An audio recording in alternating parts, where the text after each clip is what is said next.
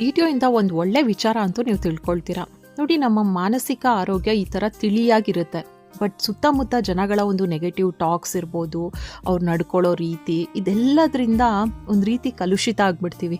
ತುಂಬ ಒಳ್ಳೆಯವರಿದ್ರೂ ಕೆಟ್ಟವರಾಗ್ತಾರೆ. ಆನ್ಸೈಟಿ ಇರ್ಬೋದು, ಡಿಪ್ರೆಷನ್ ಇರ್ಬೋದು, ಈ ಥರ ಮೆಂಟಲಿ ಡಿಸ್ಟ್ರೆಸ್ ಆಗುತ್ತೆ.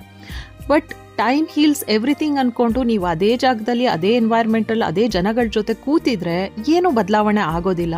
ಹಾಗಿದ್ರೆ ಮನಸ್ಸನ್ನ ವಾಪಸ್ ಹೇಗೆ ಸರಿ ಮಾಡ್ಕೊಳ್ಳೋದು? ನೋಡಿ, ಈ ಗ್ಲಾಸಿಗೆ ಇನ್ನಷ್ಟು ಶುದ್ಧ ನೀರು ನೀವು ಹಾಕ್ತಾ ಹೋದಂಗೆ ಈ ಕಲುಷಿತ ನೀರು ಕಮ್ಮಿ ಆಗ್ತಾ ಹೋಗುತ್ತೆ.